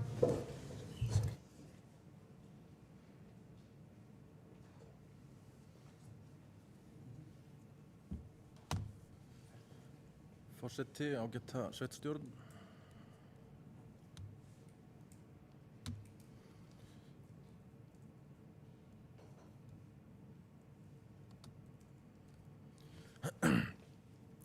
Fyrir sveitarstjórn liggur til samþykktar endurnýjaður samningur við íþróttafélagi Völsung til 3 ára. Starfsemi Völsungs hefur farið vaxandi undanfarin ár og hefur framboð á íþróttum og hreyfingu sjaldan verið jafn fjölbreytt og nú. Iðkendur innan raða Völsungs árið 2025 er í kringum 750 og iðkannir í kringum 1300. Að hafa öflugt íþróttafélagi í okkar samfélagi er gríðarlega mikilvægt fyrir alla. Iðkendur, foreldra, félagsmenn sem og aðra íbúa Norðurþings og verður seint metið til fjár. Það er því mjög ánægjulegt að geta treyst enn frekar stoðirnar undir starfsemi félagsins og tryggt Völsungi sterkan grunn til þess að geta einbeitt sér áfram í því að sinna sínum iðkendum og félagsmönnum, ungum sem öldnum. Auk þess gefst félaginu tækifæri til að efla enn frekar sína starfsemi. Óhætt er að fullyrða að endurnýjaður samningur gerir það svo sannarlega. Í þessum samningi er styrkupphæð tryggð svo að hún fylgi þróun vísitölu neysluverðs. Ásamt því að með samningi þessum við Völsung samþættingarverkefnið tryggt næstu 3 árin en það verkefni sem við erum öll mjög stolt af. Ég fagna því þessum endurnýjaða samningi við Íþróttafélagið Völsung og við mögum vera stolt af því hvernig við erum nú að styðja við bakið á starfsemi þess næstu 3 árin. Kristján hefur lokið máli sínu, orðið er laust, Benóný Valur hefur beðið um orðið, gjör svo vel Benóný.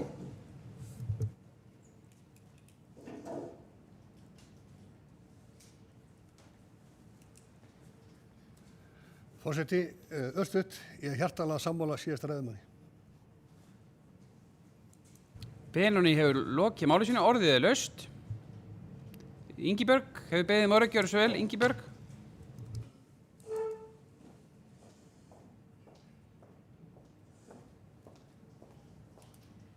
Já, forseti, ég vildi nú bara koma upp og vera sammála Benóný. Við bara fögnum þessum samningi og er frábært að samþættingarverkefni sé líka inn í þessum samningi. Ingibjörg hefur lokið máli sínu, orðið er laust.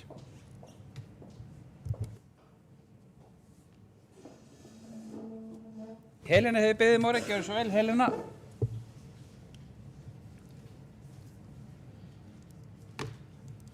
Forseti, ég hef nú ekki fyrir vana minn að vera að koma upp í pontu og segja ég tekki undir með síðast ræðumann eða sé sammála þeim sem hafa talað undan.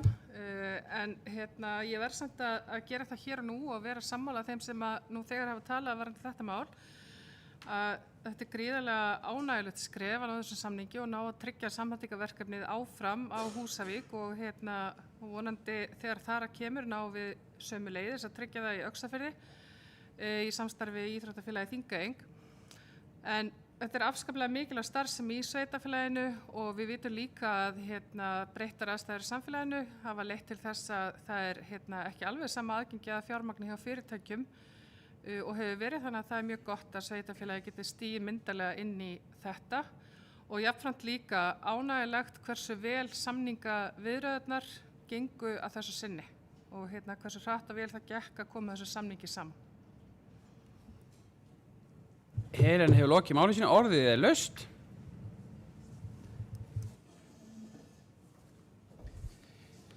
Ekki fleiri sem vilja kveðið sér hljóðs það. Þá vil ég biðja þau sem geta samþykkt þennan samning eins og liggur fyrir að gefa merki með þeirri réttu pönd.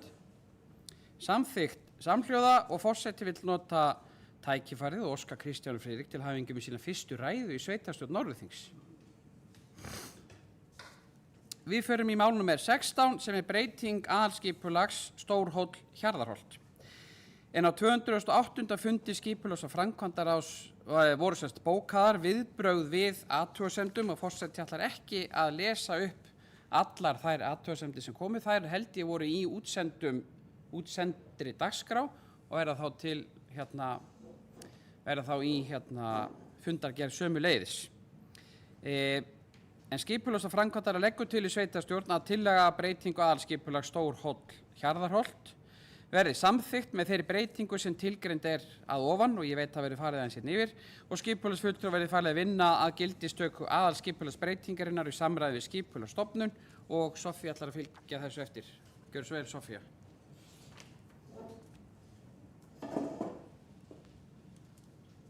Forseti, já. Aðeins smá leiðrétting, það voru óverulegar athugasemdir við þessa kynningu. Þetta er breyting aðalskipulags Stórhóll Hjarðarholt og eins og ég sagði það voru óverulegar athugasemdir sem bárust í kynningu þessara skipulagstillögu innan athugasendafrestsins og brugðist hefur verið við þeim, svo sem frá Náttúruverndarstofnun annars vegar og svo Minjastofnun hins vegar sem varðar stöðu minjaskráningar á svæðinu. Ég legg því til fyrir hönd skipulags- og framkvæmdaráðs að tillaga að breytingu aðalskipulags Stórhólls Hjarðarholts verði samþykkt.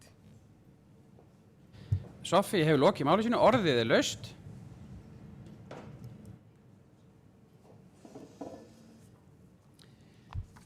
Enginn sem vill taka til máls undir þessum lið, þá vil ég biðja þau sem geta samþykkt niðurstöðu skipulags- og framkvæmdaráðs að gefa merki með því að rétta upp hönd. Það er samþykkt samhljóða og við förum í mál númer 17 sem er þá í kjölfarið að máli númer 16 sem er breyting á aðalskipulagi sem þá breyting á deiliskipulagi á sama svæði, en á 228. fundi skipulags- og framkvæmdaráðs voru bókaðar sem sagt allar athugasemdir sem og viðbrögð við öllum þessum athugasemdum.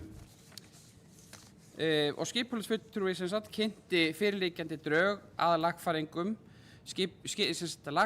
skipulagsuppdrætti og greinagerð, og skipulags- og framkvæmdaráð leggur til í sveitarstjórn að deiliskipulagstillagan verði samþykkt með þeim breytingum sem tilgreindar eru, og skipulagsfulltrúa verði falið að vinna að gildistöku deiliskipulagsins samkvæmt ákvæðum skipulagslaga.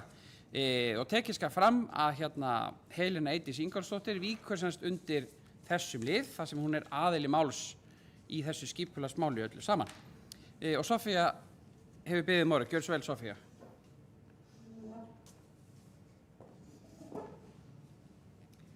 Forseti, já, hér til umfjöllunar breyting deiliskipulags Stórhóll-Hjarðarholt, vissulega tengt fyrra máli. En í þessu máli komu fram sömu athugasemdir frá Minjastofnun og Náttúruverndarstofnun og við aðalskipulagstillöguna. Þar fyrir utan bárust umtalsverðar athugasemdir frá eigendum í neðsta raðhúsi við Stórhól-Þverholt. Í fundargerð skipulags- og framkvæmdaráðs frá 18. nóvember farið nokkuð ítarlega yfir þær athugasemdir ásamt rökstuddum tillögum að afgreiðslu þeirra fyrir áhugasama að kynna sér. Húsfélag Stórhóls 25-31 óskaði jafnframt eftir lóðastækkun 3 metra til norðurs frá þinglýstum lóðamörkum sem skipulags- og framkvæmdaráð fellst á, og til samræmis taldi ráðið eðlilegt að lóðamörk Hulduhóls 1-11 taki mið af breyttum lóðamörkum Stórhóls 25-31 og stækki því lítillega til norðurs, og var skipulagsuppdrátturinn lagfærður til samræmis við það. Fyrir hönd skipulags- og framkvæmdaráðs legg ég því til við sveitarstjórn að deiliskipulagstillagan verði samþykkt með þeim breytingum sem tilgreindar eru. Sofía hefur lokið máli sínu, orðið laust. Örstutt með leyfi varaforseta. Forseti ágæta sveitarstjórn. Herðu, þetta mjög vel unnið í skipulags- og framkvæmdaráði þessi tillaga, og framundan svo kynning á aðalskipulagi sveitarfélagsins. En hér að ræða spennandi og gróið svæði þegar byggt með eyðum inn á milli, innan í þessum hverfum, sem gert ráð fyrir að nýta undir byggð, og það felur að sjálfsögðu í sér breytingu. Og það eitt og sér að breyta hlutunum getur bara verið flókið og finnst fólki erfitt, en íbúum miðsvæðis svolítið í þéttbýlinu og Húsavík fjölgar í staðis að stækka þéttbýlið. Þannig erum við að nýta svona hvert svæði í stað þess að fara í nýta svæði sem þegar búið að raska. Og þessi hóflega þétting byggðar og fjölgun íbúða á þegar byggðu svæði, sem sannarlega getur við þýtt breytt ásýnd, en stuðlar að samfelldu sem byggða mynstri. Og leið þarna gert ráð fyrir opnum grænum svæðum, því þau hafa verið ansi stór á þessu svæði. Þarna bara hagkvæm landnýting, þar sem að vegir og veitur og svoleiðis til staðar. Þannig ég fagna þessari tillögu og vona að menn geti samþykkt hana, og vel unnið í skipulags- og framkvæmdaráði. Orðið laust.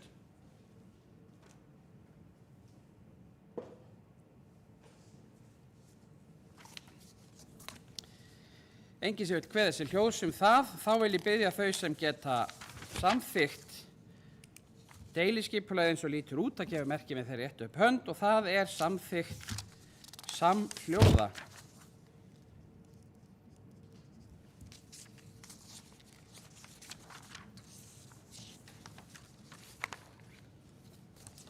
Og við förum í mál númer 18 sem aðalskipulag Norðurþings. En á 229. fundi skipulags- og framkvæmdaráðs var bókað að skipulags- og framkvæmdaráð leggur til við sveitarstjórn að lagfærð tillaga að aðalskipulagi Norðurþings 2025 til 2045 auk tilheyrandi hliðargagna verði auglýst til almennrar kynningar samkvæmt ákvæðum skipulagslaga. Skipulags- og byggingafulltrúa verði falið að annast kynningu skipulagstillögunar, og ennfremur skipulags- og byggingafulltrúa falið að senda tillögu að skráningu vega í náttúru Íslands til samþykktar hjá Náttúruverndarstofnun og Vatnajökuls þjóðgarði. Og það Sofía sem fylgir þess eftir. Gjörðu svo vel, Sofía.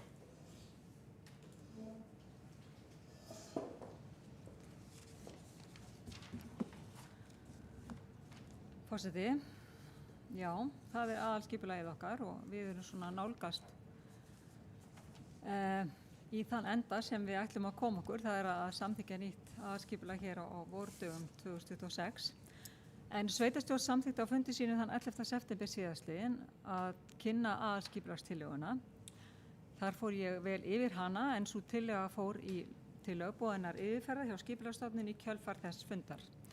Stofnunin tilkynnti tafir á sinni yfirferð en kom svo með bréfi til Norðþings dags 4. nóvember þar sem gerða voru allnokkra athugasemdir við skipulagstillöguna. Athugasemdir stofnunina voru þó síst meiri en búast mátti við. Athugasemdir skipulagsstofnunar voru flestar tæknilegs eðlis og því lögðu skipulagsráðgjafar í samráði við skipulagsfulltrúa til leiðréttingar á skipulagstillögunni fyrir vinnuhópinn endurskoðun aðalskipulagsins. Tvennar breytingar á stefnu skipulagstillögunnar hafa verið innfærðar í núverandi tillögu frá þeirri tillögu sem sveitarstjórn samþykkti 11. september síðastliðinn. Annars vegar er búið að færa tillögu Landsvirkjunar legu hitaveitulagnar frá Þeistareykjum að Bakka, en í fyrri tillögu var gert fyrir að þessi lögn yrði frá Þeistareykjum að Húsavík. Hins vegar var iðnaðarsvæði I-105 fiskeldis við Haukamýri stækkað og lítillega til suðurs og leiðrétt með tillit til gildandi deiliskipulags. Nú er því komið að auglýsingaferlinu sjálfu og hvet ég alla íbúa í Norðurþingi til að kynna sér aðalskipulagið og láta sig máli varða. Fyrir hönd skipulags- og framkvæmdaráðs legg ég því til við sveitarstjórn að lagfært tillaga aðalskipulagi Norðurþings 2025 til 2045 auk tilheyrandi hliðargagna verði auglýst til almennar kynningar samkvæmt ákvæðum skipulagslaga. Soffía hefur lokið máli sínu, orðið er laust.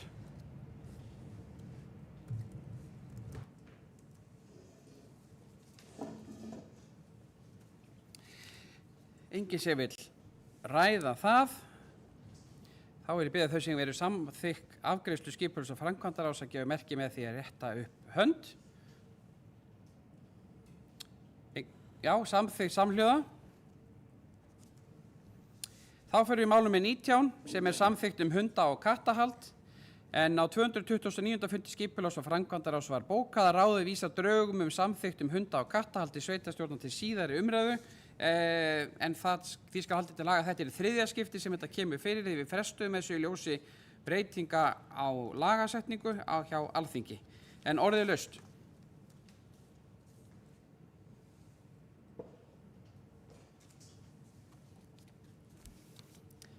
Já, þá vil beða þess að geta samþykkt þessa samþykkt að gefa merki með þeir rétt upp hönd. Samþykkt samhljóða. Við fyrir málum með 20 sem er óskum framlengingu lóðar til E-Valor EHF en á 229. fundi skipulags- og framkvæmdaráðs var bókað að ráðið leggur til við sveitarstjórn að úthlutun lóðarinnar Dvergabakka 5 eða sambærilegrar lóðar til E-Valor EHF verði framlengt með þeim skilyrðum að fullnægjandi byggingaráforma verði lögð fyrir sveitarfélagið eigi síðar en í lok árs 2026 og að verklega framkvæmdir vegna uppbyggingar hefjist eigi síðar en í lok árs 2027 og orðið laust. Soffía hefur beðið orðið, gjörðu svo vel Soffía.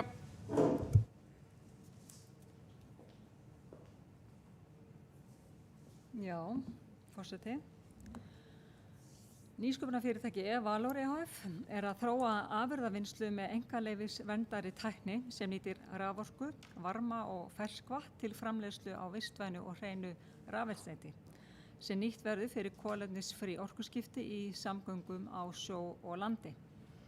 Afurðavinnslan byggir á einkaleyfisvernduðum orkusparandi tæknilausnum og þróun sem lækkar raforkuþörf framleiðslunar 45%. Starfsemi verður skipulögð og byggð upp í samvinnu við opinbera aðila og starfandi fyrirtæki með áherslu á hrein orkuskipti í samgöngum. Framleiðslan verður byggð upp og þróuð með rétt höfum tækninnar og verkefni skipulagt í samvinnu við hagaðila í orkuskiptum og sveitarfélögum. Ávinningur þessa verkefnis felst fyrst og fremst í verðmætasköpun úr raforku og náttúrulegum auðlindastraumum sem ekki eru nýttir í dag. Nýsköpun sem nýtir vatn, loft og vannýtta orkustrauma til framleiðslu á hreinum og verðmætum afurðum og skapar jafnframt fjölbreytt og verðmætt störf við framleiðslu á gjaldeyrisskapandi afurðum fyrir innlenda og ört vaxandi markað. Rafeldsneytisframleiðslan samsvarar ríflega tvöfaldri eldsneytisþörf íslenska strandveiðiflotans.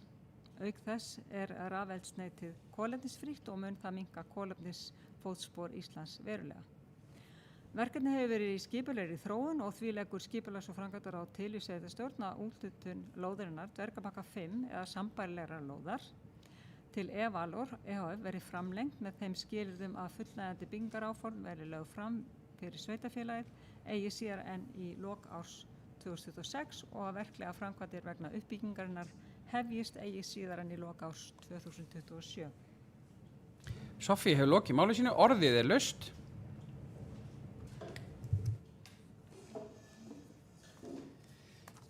Ingisveit kveður sér hljóðs það, þá vil ég beða þau sem eru sammála þessari úthlutun að gefa merki með því að rétta upp hönd. Það samþykkt samhljóða og við fyrir í mál númer 21 sem samningur barnaverndarþjónustu Norðurlandi eystra en á 158. fundi sveitarstjórnar var bókað að sveitarstjórn samþykki samhljóða fyrirliggjandi samningsdrög og vísar þeim til síðari umræðu í sveitarstjórn og orðið laust.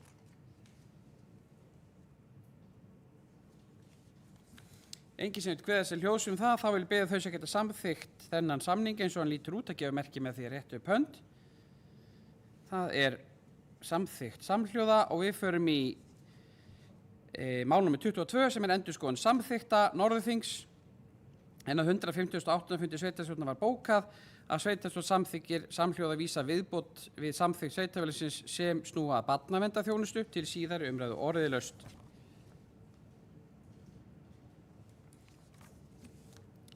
Engisveit kveður sér hljóðs það, þá vil beða þau sem geta samþykktirnar eins og að lítur út að gefa merki með því að rétta upp hönd. Það samþykkt samhljóða og við fyrir í mál nr. 23 sem fundaáætlun sveitarstjórnar. En fyrir sveitarstjórn liggur tillaga með fundaáætlun fyrir næstu fundi sveitarstjórnar til loka kjörtímabils þá eftirfarandi 22. janúar á Kópaskeri, 19. febrúar á Húsavík, 27. mars á Raufarhöfn og 30. apríl á Húsavík. Og orðið laust.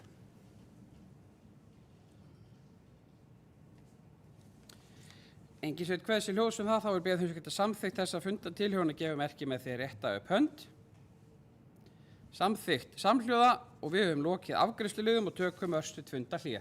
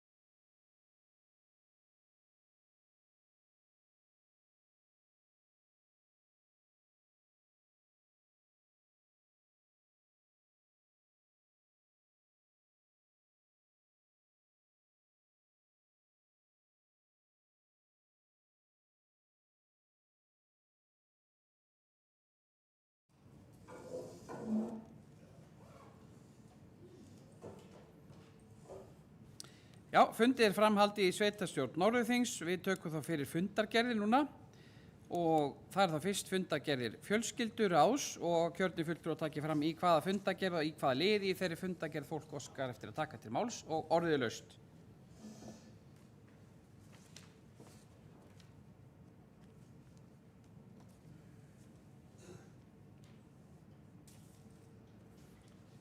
Með leyfi varaforseta. Forseti ágæta sveitarstjórn, það fjölskylduráð númer 229 liður 3 sem mjög jákvætt að sveitarfélagið ætlar að taka þátt í.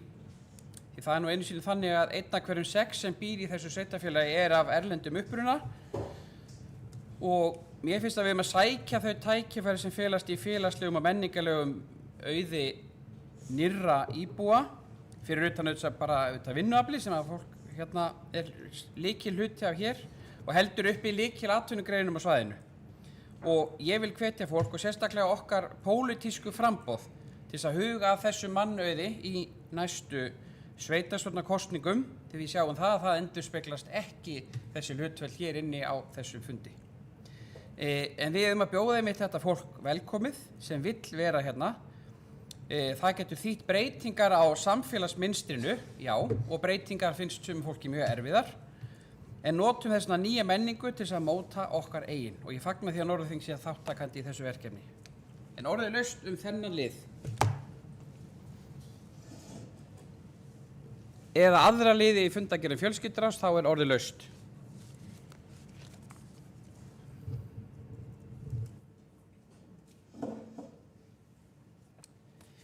Enginn sem vil ræða þær, þá förum við í fundargerðir skipulags- og framkvæmdaráðs, mál númer 27 og 28 og orðið laust.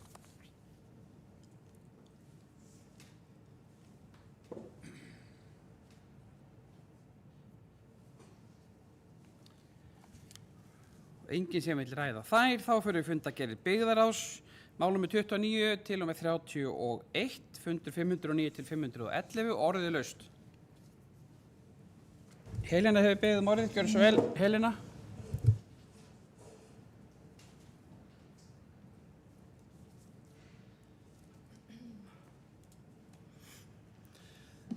Forseti, það fundur byggðaráðs númer 510, mál númer 30, og mál númer 7 í þeirri fundargerð sem brothættar byggðir verkefnastyrkir. Mér langar aðeins að koma inn á þetta. Þarna fengum við inn starfsmenn okkar sem tengjast þessum verkefnum inn á fund byggðaráðs og það var verið að fara yfir úthlutun úr þeim úr frumkvæðissjóði Raufarhafnar og framtíðarinnar og það heitir örugglega líka frumkvæðissjóður Öxarfjarðar sókn. Já. Það sem að mér finnst áhugavert í þessu kannski tvennt. Annars vegar það að í Öxarfjarðar sókn voru fjármunir til ráðstöfunar 13.750.000 en alls var sótt 16.985.500 krónur. Þannig að það verið að sækja svolítið meira heldur en við höfum möguleika á að úthluta en verkefnin eru mjög áhugaverð og mjög góð og þau eru allt frá því að vera verkefni sem krefast ekki mikils fjármagns eins og Flíilvinir sem tónlistafélag við Öxarfjörð sem fær 300.000 króna styrk í tilefni af afmælisári sínu til viðburðahalds og upp í það að það eru vinnustofur í Klifsaga sem að hljóta rúmlega 3 milljón króna styrk og Lokal leiklistarhátíð sem sömuleiðis í Kelduhverfi og fær rúmlega 3 milljónir í styrk úr þessum sjóði og sama má segja á Raufarhöfn að þar koma styrkir töluvert umfram það sem að mögulegt að úthluta og meira segja það sem gerist þar að við höfum 11 milljónir til ráðstöfunar úr þessum frumkvæðissjóði en það sótt styrkja upp að 23.098.769 krónur sem rúmlega tvöfalt það fjármagn sem við höfum til ráðstöfunar. Og ég hef lengi haft þá skoðun að það fjármagn sem verið að setja í þessa sjóði núna að það sé í rauninni of lítið og mér finnst svona þessar heildar upphæðir á umsóknum kannski styðja það svolítið. Að það hefði verið gott að hafa örlítið meira fjármagn þarna til ráðstöfunar. Það eru sömuleiðis mjög áhugaverð og skemmtileg verkefni sem er verið að veita styrkjum til í frumkvæðnisjóðnum á Raufarhöfn. Til að mynda eru veðurhlífar sem eru smíðaðar úr trefjaplasti fyrir varmadælur.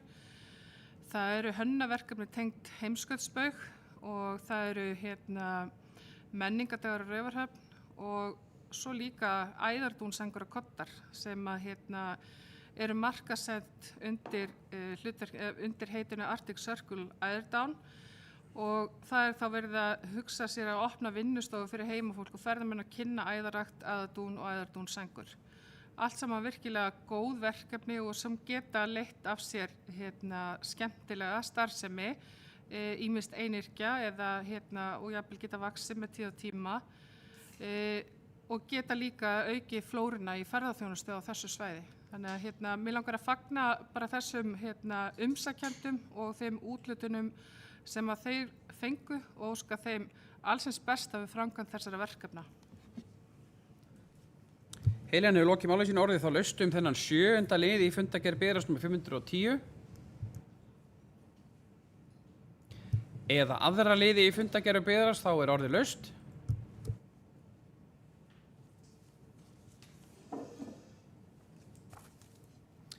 Svo er ekki þá teljast þær framlagðar og við förum í 2 fundi stjórnar Hafnarsjóðs Norðurþings nr. 38 og 39 orðið laust þá.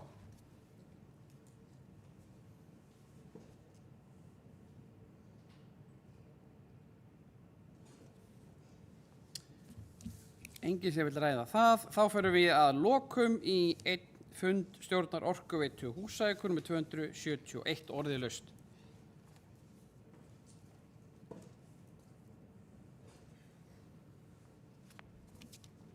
Enginn sem vil ræða þessa fundargerð, þá er dagskrá fundarins tæmd og við förum í að skoða fundargerð.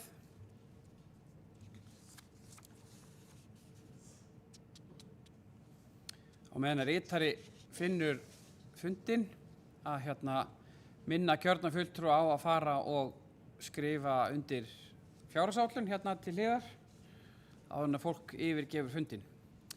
Já, þá erum við komið með fundargerðina upp á skjáinn, hvar við erum stödd, hvenær fundurinn hver eru mætt og númer 1 var óskum leyst frá störfum, það var samþykkt samhljóða. Númer 2, breyting í nefndum og ráðum samþykkt samhljóða. Númer 3 er viljayfirlýsing í tengslum við uppbyggingu á Bakka, þar tóku Helena og Hjálmar til máls og viljayfirlýsingin samþykkt samhljóða. Númer 4 er álagning gjalda 2026. Þar tóku til máls Bergþór, Hjálmar, Aldey og Helena og það er allir liðirnir þar samþykktir samhljóða. Gjaldskrá Norðurþings 2026, þar tók Helena til máls og það allar samþykktar samhljóða.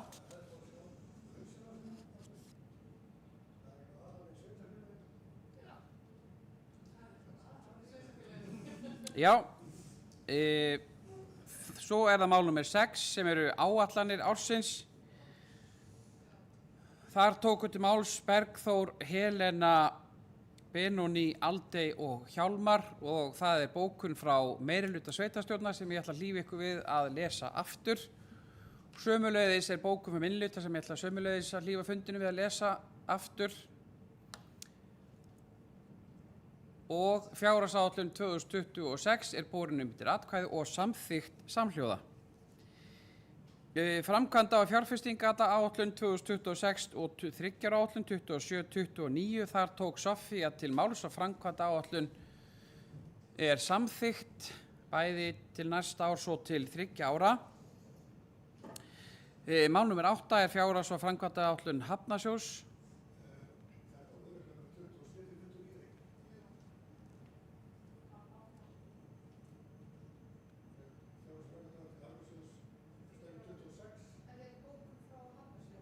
Við getum ekki breytt þessu. Það er annars vegar felur í sér að við erum að samþykkja þarna fjárhagsáætlun til 1 árs og 3 ára og við erum að samþykkja í hinna raundina framkvæmdaáætlun til 1 árs og 3 ára í senn og svona kemur þetta úr hafnarstjórn og við afgreiðum þannig og þarna tók Eiður til máls og samþykkt bæði samhljóða.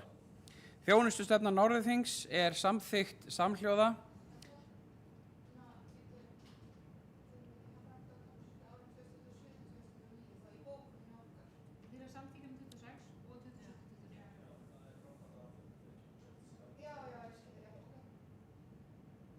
Já, það var 10. mál á fjárhagsáætlun Orkuveitu Húsavíkur sem var bara lögð fram og svo er það gjaldskrá rotþróa gjalds 2026 sem er samþykkt samhljóða. Erindi frá Hitaveitu Öxarfjarðar vegna gjaldskrárbreytinga er samþykkt samhljóða.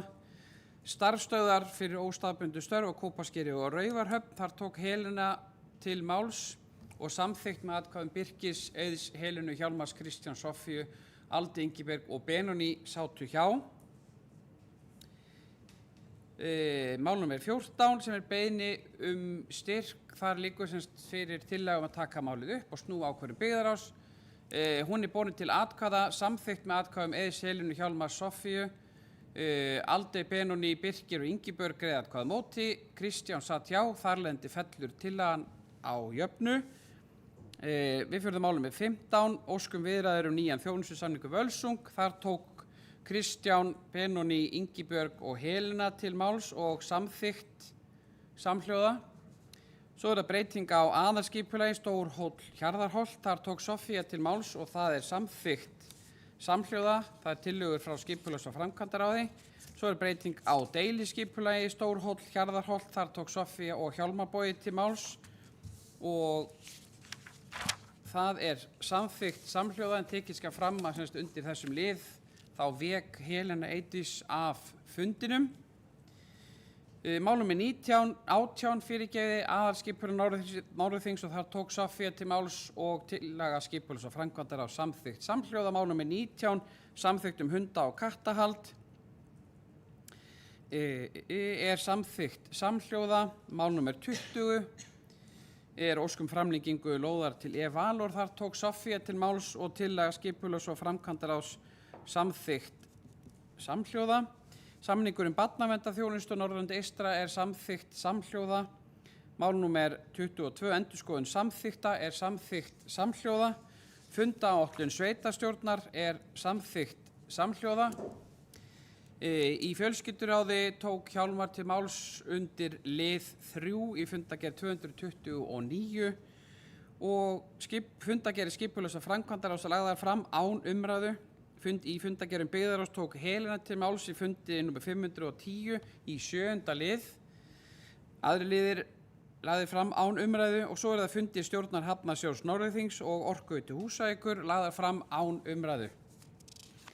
Athugasemdir í fundagerð.